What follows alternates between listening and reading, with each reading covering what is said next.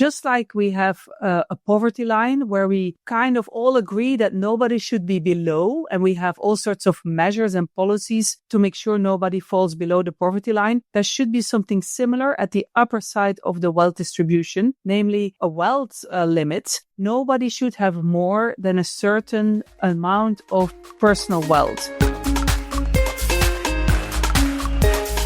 Hi everyone, welcome back to Equals, the amazing podcast about inequality. I'm Max. And I'm Graziele. Hi. Grazie, fantastic to have you back. Your first podcast of this season. Really cool to have you back on Equals. I'm really glad to be back. And I must say that I really enjoyed listening to you and Naf doing an amazing interview with trade unions last month. Well done. Oh, well, I think it was the unionists who were the interesting ones, but yeah, it was really good. It was really good. Have you got any good news for us? I could really do with some good news at the moment. I'm quite depressed. Any good news from Brazil? Actually, yes. Yesterday, the day before we recorded the interview, it was approved, in Brazil at least, the first step to be approved in the Congress, something really great, some amazing actually. It was a unanimous vote, 493 votes in favor of having a minimal income tax on the super rich. Wow, that's amazing. So progress towards a tax on the rich in Brazil. That is quite a coincidence because this week I was in France at a meeting about inequality, and I happened to meet with Gabriel Zucman, the guy behind the kind of wealth tax push at the G20 and, with Brazil last year. And I mean, there's a storm in France going on about the same issue, massive fights in the media. The richest man, Bernard Arnault, who is one of the richest men in the world, has accused Zucman of being a communist. But yeah, there's a good chance we could see a wealth tax in France as well. So I think that's some pretty good news, isn't it? And I think pretty relevant to our topics. It is. Those are really great news and very much connected with this month's theme for the podcast, where we're going to talk about different approaches to tackling extreme wealth inequality with very interesting two guests. Yes, and the first guest who we're going to talk to today is the Dutch-Belgian economist. I thought she was Dutch, but in fact she's Belgian. And the philosopher Ingrid Robeyns, about her work advocating for a wealth cap and the theory of limitarianism, which is quite a difficult word for you, wasn't it, Kratzy? Oh, so hard. I guess this could never come out of my mouth. I've tried speaking like 1,000 times and I'm really not able. It is quite a mouthful. Limitarianism, which she's going to talk about, which is the idea of having an upper limit on wealth. And then later in the month, the second episode on this theme, we're going to talk to a Brazilian multimillionaire. And here, my pronunciation is hard. I think it's João Paulo Pacifico, about how extreme wealth can be used in good ways. He's one of these kind of patriotic millionaires from Brazil. So that's going to be super interesting too. But the first interview is with Ingrid, and it was great, wasn't it? Shall we get into it? Yes, let's do it. Let's hear how we could have a wealth cap and how that would be received by society. Ingrid, so great to have you on the podcast. You've spent the bulk of your career working on social justice, redistribution, the question of, well, basically how much wealth is too much. And could you take us back a bit and tell us when you first became interested in this idea of fairness and inequality?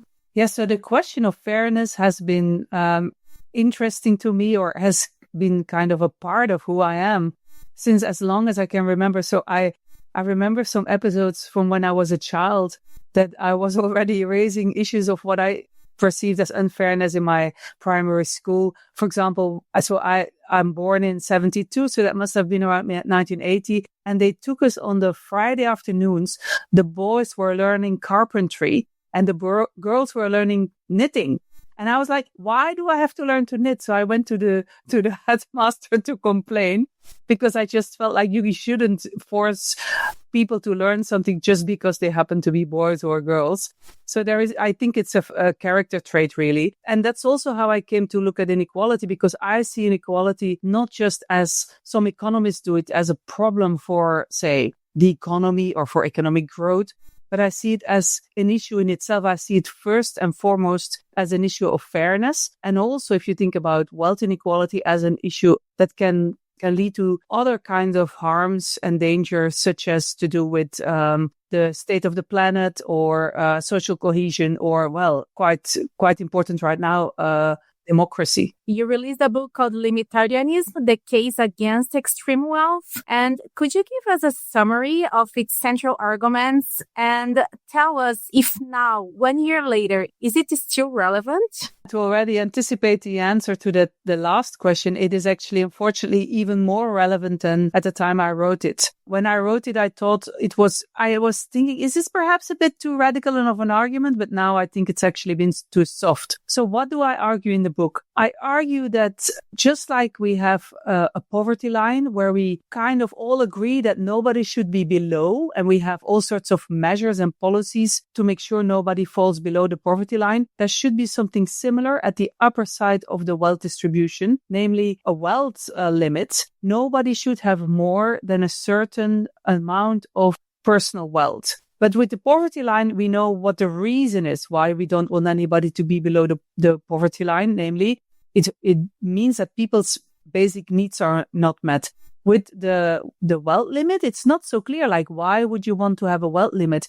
And that is really where I've been doing research over the last 10 years to look at all the reasons why wealth concentration should be avoided. And those reasons have to do with historical processes. Several of the fortunes that multimillionaires have, they should not have had in the first place because, for example, it was created based on slavery or of extractivist processes or other such immoral forms of gathering your wealth. And that's one reason, so historical reasons, but also, and that I think is the main type of reason why I think there should be a wealth limit. If people have too much wealth, then really what the risks are risks to society, to social cohesion, to climate, because we know that very rich people have carbon footprints that are many, many times bigger than the ordinary people. It undermines democracy. So there's all sorts of harms. And another type of argument, which is the most philosophical, is that one can never say that one truly deserves, in the moral sense,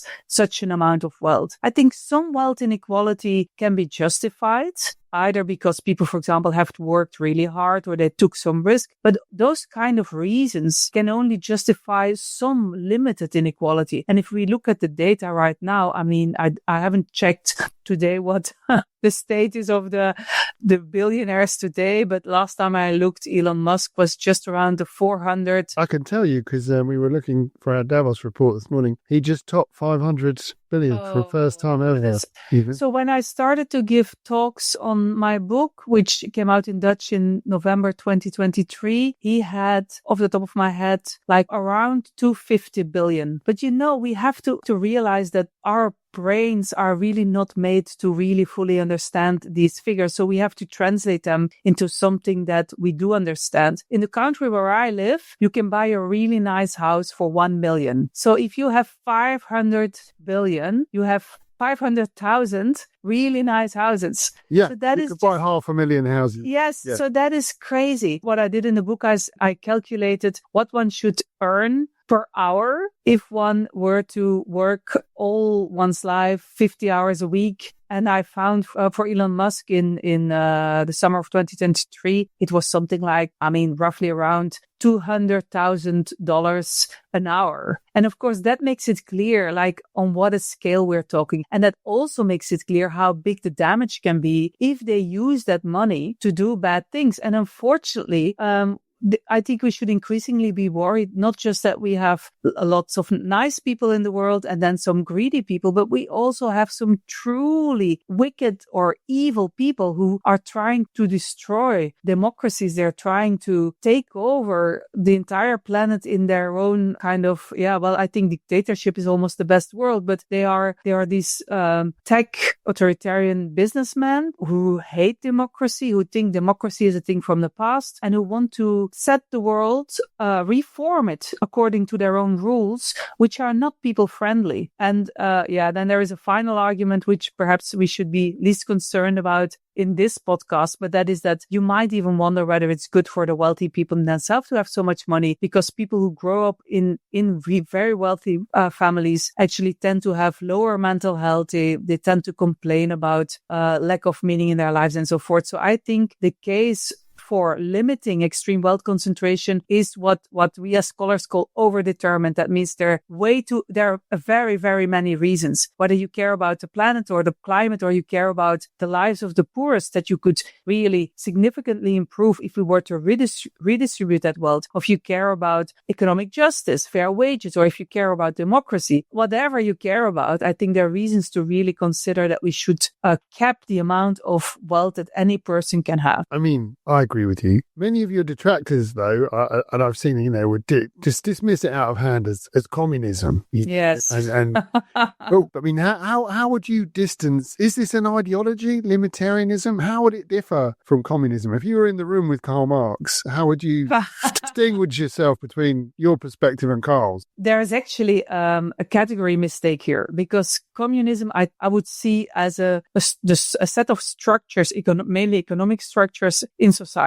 And hence it's about the property, especially who has what the Marxists would call, or the political economists, the means of production. So who owns, and who controls the factories and the production side of the economy. But limitarianism really is actually much more modest and much weaker, in the sense that it doesn't make a statement, or it doesn't immediately rejects, say, market economies, but it does say whatever type of economic structures we have, we should have one that limits wealth concentration. So how I think about the question, which I really think is one of the biggest questions today, like what kind of economic system should we have, should we want? I think we should start from spelling out how that system would look like, what the desirable properties of that system would be. And for me, it would be, first of all, that everybody can have their basic needs met so that everybody can flourish. Secondly, that wealth inequality would be limited. And that has to do in part for all the reasons I gave, but also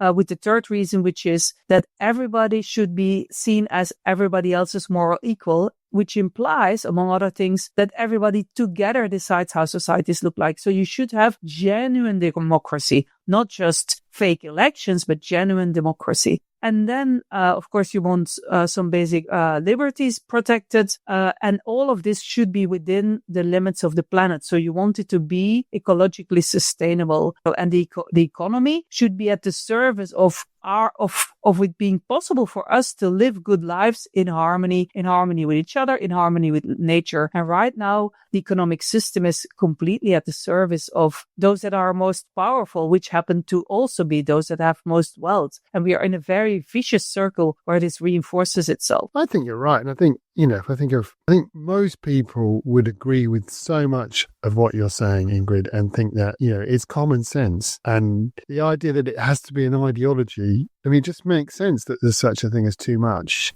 What that level is to be debated by society. But I think it actually limits what you're saying to say it's one particular ideology. I think it appeals much, much more broadly. Yeah, no, I think there could be really a consensus between many different ideologies that whatever your ideology is, except if you're, of course, anti-democratic or you're a libertarian, as they have them in the US, then I think many people would agree with this. And it's actually, I've had many readers respond to my book saying that they've had these intuitions all along, and finally they have all the reasons for the intuitions laid out. But I do think the people who find this potentially radical when they first come across it, they may have been just in the grip of neoliberal thinking. What neoliberalism, which is the ideology that became dominant since the 1980s, has done is it has tried to make us believe that the system that they created, which was then neoliberal capitalism, that was ideology free. And they've been pretty successful in convincing many people that the system we've had since the 1980s is kind of the only system that's conceivable. And the other thing is also that you have to be already older than 60, I guess, or it depends on where you live, perhaps. But especially in Europe and the US, you have to be older than 60 to remember as an adult living in another type of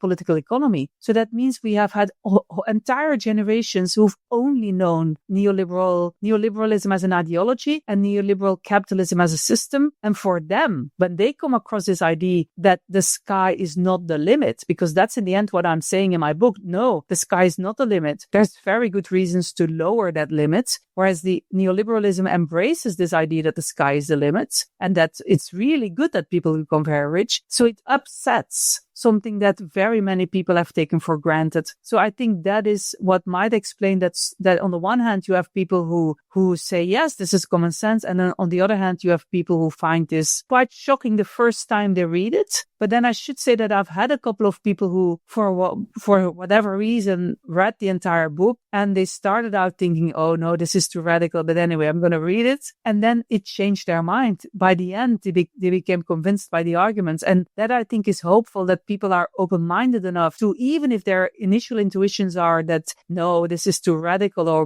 why should we cap personal wealth, that if they look at the arguments, that then they let themselves be convinced. Yes, and there are even millionaires, billionaires, super rich people who also believe the same. For example, we are speaking to a Brazilian millionaire called João Paulo on the next episode, and he actually talked about your book and said he really liked the ideas that are there, and he's in favor to have a limit to wealth. So I was willing to know about this perspective, right? What usually do you get as a response from the super rich? And do you think we will ever get their buy-in for these kind of redistributive policies and frameworks? Yes. So one thing I learned writing this book is that the super rich, and let me just use this as a shorthand for everybody who has more than, say, 10 million euros or dollars or pounds, that the very rich or the super rich are very diverse. So we have the types we discussed earlier, but you have super rich who, for example, were born into wealth and they've never known it differently, but they think they are maybe well-intending, but they believe in philanthropy, so they're not very political. But you also have super rich who really have started to understand that this is a political issue, and then we need to solve this also with political discussions and political action. And you mentioned the patriotic millionaires. I think they're a very good example. German-speaking Europe, you have Tax Me Now, which is a group of multi-millionaires who think that they shouldn't have that money, and they're also raising public debate. Now, shall we ever see the day when they will be strong enough to, together with all other folks, to turn this around? I have found this really, really difficult to predict. So there is an Italian economic historian called Guido Alfani, who's written a book called As Gods Among Men, in which he describes the history of the class of the richest in Europe, because there is, of course, there you can go back to the Middle Ages and see who was rich in the Middle Ages. And his thesis is that throughout history, we have tolerated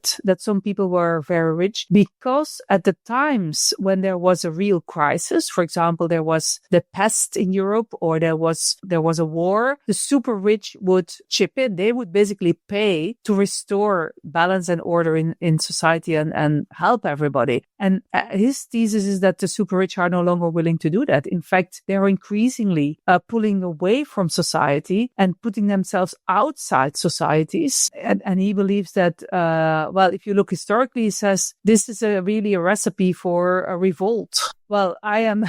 I don't think I have any skills to look into the future, but it is a possibility. It is a possibility that if enough people become aware of how unjust the global economic structures are, and also tax systems within countries, that they will no longer accept it and revolt. On the other hand, we also have this idea of like a VIP room in our society, and many people want to be in this VIP room, even if they are not there yet. They have this expectation that they can be and they want to be. Maybe this is not something that was born in them, but it was put on their mind and their hopes and their expectations. How do we move from this high expectation to be a VIP person, instead of saying, no, that too much is too much and we should have a limit? Yeah, but I think this whole idea of a VIP is just incredibly stupid and dangerous, and we should get rid of that idea, I think, rather than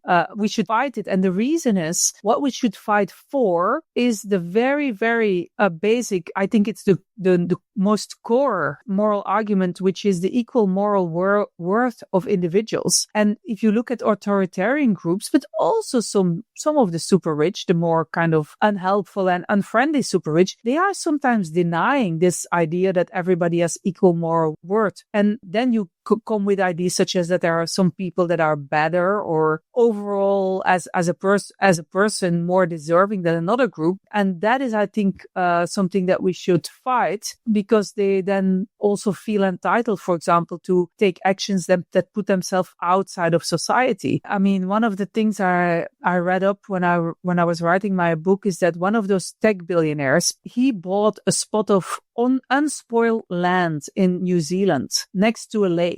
That lake is sacred for the Maori. So he's basically buying up, you could say, at least in part, indigenous land. And the reason is that there is there was probably an old building, an old farm or something on that land, which he has rebuilt. And when he was asked why he did that, he said that if there will be disaster coming to California or wherever he is at the time, he will take some of his friends and fly to New Zealand. So that is really their escape routes are outside society. So they no longer feel they're part of society. Honestly, I can't think of anything worse than being trapped in a bunker in New Zealand with some tech billionaire having to pretend to be his friend. I mean, I'm surprised he's got any friends to take there in the first place. Yeah, well, friends may be different in different worlds, right? Yeah, maybe he brought some friends as well. But you're making a joke. But actually, when I interviewed Abigail Disney for my book, she described that she saw with, I think it was an uncle of hers, the process whereby